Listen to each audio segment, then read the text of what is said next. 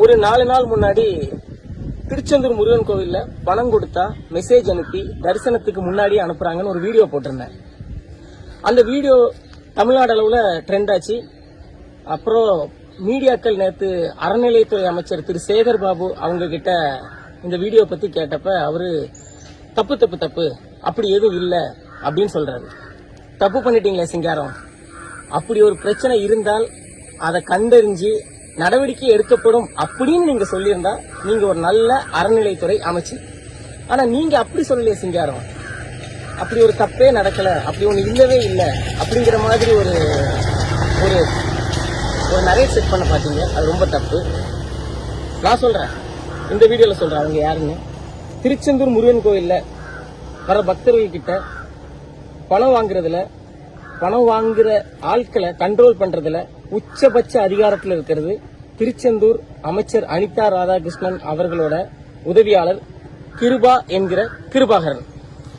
இவர் தான் திருச்செந்தூர் கோவில்ல வர பக்தர்கள் கிட்ட யாரு காசு வாங்கணும், எப்படி தரிசனம் பண்ணணும், யாரு உள்ள போகணும், யாரை பார்க்கணும், எல்லா முடிவையும் எடுக்கிறது. காசு யார் மூலமா அனுப்பணும், அதை எப்படி வாங்கணும், எல்லா முடிவுகளையும் எடுக்கிறது அமைச்சரோட உதவியாளர் கிருபாகரன், கிருபா என்கிற கிருபாகரன். இவரோட மனைவி திருச்செந்தூர் அரசு பெண்கள் மேல்நிலைப் பள்ளியில ஆசிரியரா பணிபுரிஞ்சிட்டு இருக்காங்க. ஒரு வருட காலத்திற்கு முன்னால ஒரு 1 கோடி ரூபாய் மதிப்பிலான ஒரு வீடு ஒண்ணு கட்டினாரு திருச்செந்தூர்ல. அவரோட ஊர் அடைக்கலபுரம் திருச்செந்தூர்ல. ஒரு அமைச்சரோட உதவியாளருக்கு எப்படி 1 கோடி ரூபாய் அளவிலான வீடு கட்டுற அளவுக்கு வசதி வந்தது?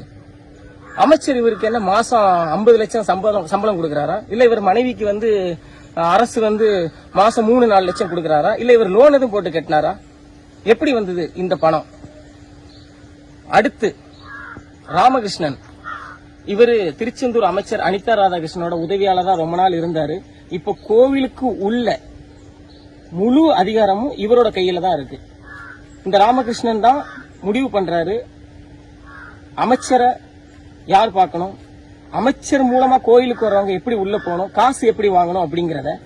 இந்த ராமகிருஷ்ணன் அவரோட மனைவி கடந்த வாரம் சர்ச்சையில சிக்கின திருச்செந்தூர் மகளிர் காவல் நிலைய SSI மேரி அவர்கள், இவங்க கிட்டத்தட்ட ஒரு 15 வருஷமா எந்த ஸ்டேஷனுக்கும் மாறுதல் ஆகி போகாம திருச்செந்தூர் வட்டாரத்துக்குள்ளேயே இருக்காங்க. இது எப்படி சாத்தியமாச்சு?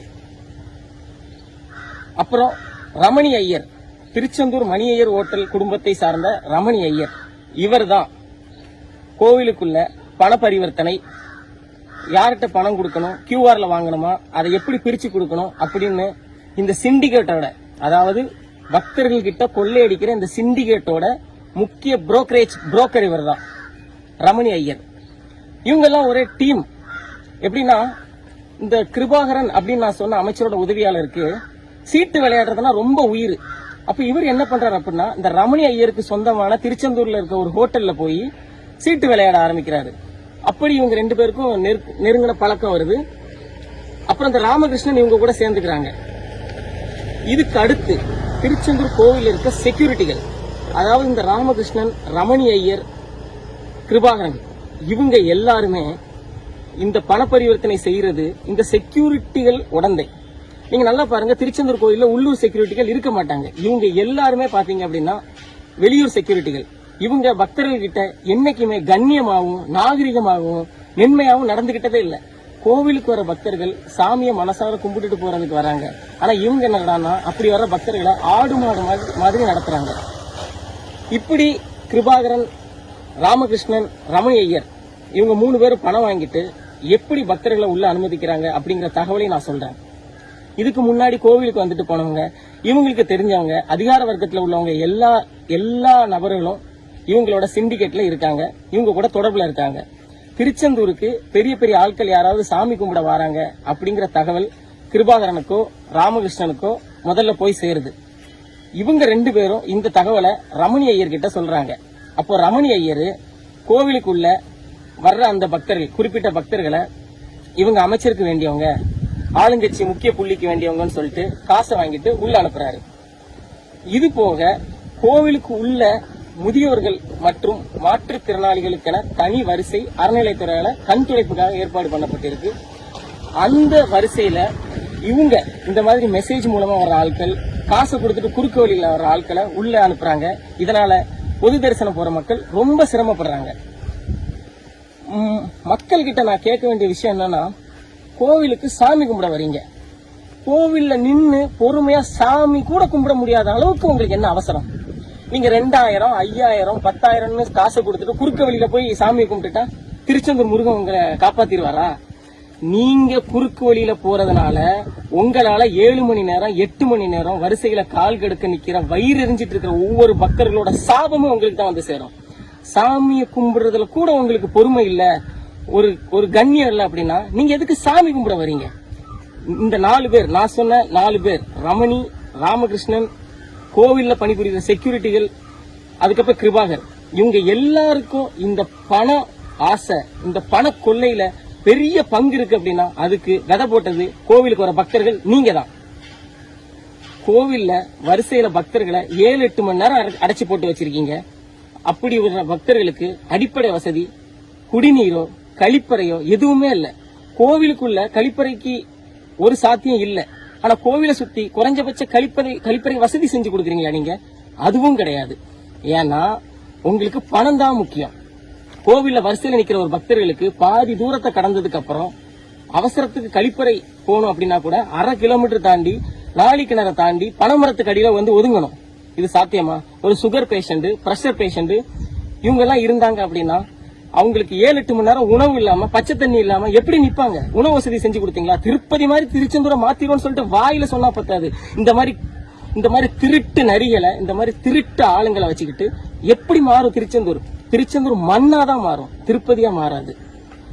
ஒரு 4 பேர் சேர்ந்துகிட்டு அமைச்சரோட பேரை சொல்லிக்கிட்டு அதிகார வர்க்கத்தை வச்சுட்டு ஒட்டுமொத்த திருச்செந்தூர் கோவிலை கண்ட்ரோல் பண்ணிக்கிட்டு கோவிலுக்கு வர பக்தர்களை சிரமத்துக்கு உள்ளாக்கிட்டு தங்களோட பணம் தான் முக்கியம், தங்களோட காரியம் தான் முக்கியம் இருக்காங்க. இதை தெரிஞ்சுக்கிட்டு நிறைய பேர் வாய் பொத்திட்டு இருக்காங்க. அறநிலைத்துறை அமைச்சர்கிட்ட இதை பத்தி கேட்டா இப்படி ஒரு தப்பே நடக்கல அப்படிங்கிற மாதிரி சொல்றாரு.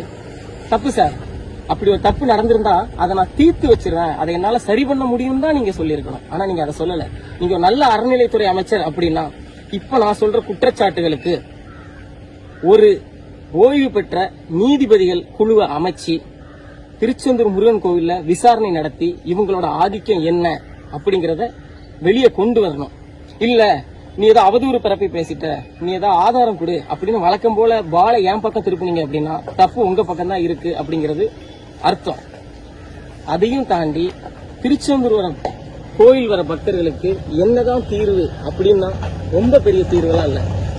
கோவில் வர பக்தர்கள் குறைஞ்சபட்ச பொறுமையோடையும் அமைதியாகவும் கண்ணியத்தோடையும் குறுக்கு வழியில போகாம சாமியை கும்பிடுறதுக்கு தயாரா இருந்தாலே கண்டிப்பா இந்த மாதிரி ஒரு பிரச்சனை பக்தர்களுக்கு வராது. அதையும் தாண்டி இந்த மாதிரி திருட்டு புரோக்கர்கள், கமிஷன் வாங்குற ஆளுங்க இவங்க கிட்ட எல்லாம் மாட்டாம திருச்செந்தூர் கோயில் தப்பிக்கணும் அப்படின்னா திருச்செந்தூர் கோயில் தரிசனத்தை முழுக்க ஆன்லைன் தரிசனமா மாத்தணும்.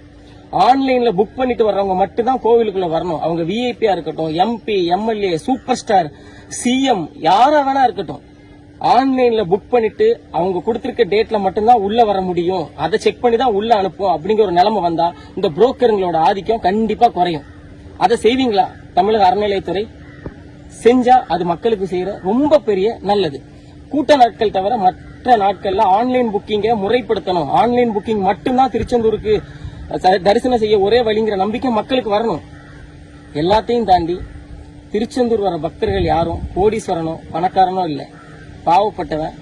முருகர் நம்மளை காப்பாத்துவாருங்கிற நம்பிக்கையில மனசார கும்பிட வரான். அவங்க கிட்ட பணம் பறிக்கிற கும்பல், நான் பணம் வச்சிருக்கிறேன் அப்படிங்கிற திமிர்ல குறுக்கு வழியில போற கும்பல், கேவலம் ஒரு 3 பேர் சேர்ந்துகிட்டு செக்யூரிட்டிகளையும் கோவில் இருக்கிற ஐயர்களையும் கைக்குள்ள போட்டுக்கிட்டு திருச்செந்தூர் கோவில் நிர்வாகத்தை, உலக புகழ் பெற்ற திருச்செந்தூர் கோவில் நிர்வாகத்தை தங்கள் கைக்குள்ள வச்சுக்கிட்டு கோடியா பண்றாங்க. இவங்களுக்கெல்லாம் எப்படி சொத்து வந்தது? 1 கோடி ரூபாய் வீடு எப்படி கட்டுறான்? திருச்செந்தூர் கோவில்ல வேலை பார்க்குற ஒரு செக்யூரிட்டி ரெடி கேஷ் 3.25 லட்சம் ரூபாய் கொடுத்து ஒரு புல்லட் வாங்குறாரு ஷோரூம்ல. 13,000 ரூபாய் சம்பளம் வாங்குற ஒருத்தருக்கு எப்படி 3.25 லட்சம் ரெடி கேஷ் கொடுக்க முடியும்? ராமகிருஷ்ணனா இருக்கட்டும், கிருபாகரனா இருக்கட்டும், இல்ல ரமணி ஐயரா இருக்கட்டும், ஏன் இந்த பணத்தாசை உங்களுக்கு? கேவலம் கோயிலுக்கு வர மக்கள்கிட்ட ஏன் இப்படி திருடி சாப்பிடணும்? இது ஒரு திருட்டு தான். அரசாங்கத்துக்கு, அறநிலைத்துறைக்கு என்னோட வேண்டுகோள், கோவில்ல நடக்கிற ஊழல்களை நீங்க ஆராய்ஞ்சி ஒரு ஓய்வு பெற்ற நீதிபதி குழு அமைச்சு கண்டிப்பா வெளியே கொண்டு வரணும். நான் சொன்ன தவறுகள் நடந்தது அப்படின்னா கண்டிப்பா இதுக்கு காரணமானவங்க மேல தக்க நடவடிக்கை எடுத்து அவங்களோட சொத்து இதுவரைக்கும் அவங்க சேர்த்த எல்லா விஷயத்தையும் ஆராய்ச்சி பண்ணி, ஆராய்ச்சி தான் ஆராயணும். நீங்க அத முறையான தகவல், முறையான வருமானம் இல்ல அப்படின்னா கண்டிப்பா அவங்க மேல நடவடிக்கை எடுக்கணும். இப்ப நான் அந்த போடுற வீடியோல நான் சொல்ற விஷயத்துக்கு ஆதாரம் தாண்டி எங்கிட்டே நீங்க திரும்பி கேட்கறத விட்டுட்டு முறைப்படி நான் சொன்ன மாதிரி நீங்க அவங்கள விசாரிச்சு நடவடிக்கை எடுத்தீங்க அப்படின்னா கண்டிப்பா உங்களுக்கு உண்மை வரும். அப்படி நான் சொல்ற விஷயங்கள் இல்ல அப்படின்னு நீங்க நீதிமன்றத்திலேயோ இல்ல உங்களோட ஓய்வு பெற்ற நீதிபதி குழுவிலேயோ நிரூபிச்சால் தனிப்பட்ட முறையில் இவங்க யார் என் மேல என்ன அவதூறு வழக்கு தொடர்ந்தாலும் அதை நான் சந்திக்க தயாரா இருக்கேன். ஏன்னா எனக்கு முக்கியம் திருச்செந்தூர் அப்படிங்கறத தாண்டி என் கோயிலுக்கு வர பக்தர்கள் முருகனை சந்தோஷமா கும்பிட்டுட்டு போகணும் அப்படிங்கிறது மட்டும்தான். இதுவரைக்கும் திருச்செந்தூர்ல நடந்த பிரச்சனைகளை சொன்னேன். அரசியல் ரீதியாவோ தனிப்பட்ட அமைப்புகளோ யாருமே இவங்களை தாண்டி முன்னாடி வந்து இந்த விஷயத்துக்காக பேசல. இப்ப நான் இவங்கெல்லாம் ரொம்ப பெரிய மோசமானவங்க. திருச்செந்தூர்ல போன நாடாளுமன்ற தேர்தலில் ஒரு பெண்ணை அடிக்கிறதுக்கு 50 பேரை கூட்டு வந்தவர் இந்த அமைச்சரோட உதவியாளர் கிருபாகரன். இவர் நினைச்சா என்ன வேணாலும் பண்ணலாம், எனக்கு என்ன வேணாலும் ஆகலாம். இதை தாண்டி நான் அந்த விஷயத்தை வெளியே கொண்டு வரேன் அப்படின்னா எனக்கு முருகர் மேல உள்ள பக்தி, கோயிலுக்கு ஒரு பக்தர்கள் மேல உள்ள அக்கறையை தாண்டி திருச்செந்தூர் நல்லா இருக்கணும் அப்படிங்கறதுக்காக செய்யறேன். எனக்கு எந்த ஆதரவும் இல்லை. எனக்கு இயற்கையா எதுவும் நடக்காம செயற்கை முறையில என்ன ஒரு ஆபத்து நடந்தாலும் கண்டிப்பா இதுல யாராவது ஒருத்தங்க தான் அவங்க காரணமா இருப்பாங்க. என் கூட பின்னாடி இல்லைங்கன்னு யார்ட்டையும் சொல்லல. அட்லீஸ்ட் இந்த மக்களுக்காக கட்சி பாரபட்சம் இல்லாம பேசுங்க. இந்த வீடியோவில் இருக்க விஷயங்களை கொஞ்சம் அரசு கவனத்தில் எடுத்து இந்த பிரச்சனையை தீர்த்து வைங்க. நல்லா இருப்பீங்க. முருகர் அருள் எல்லாருக்கும் கிடைக்கும். நன்றி.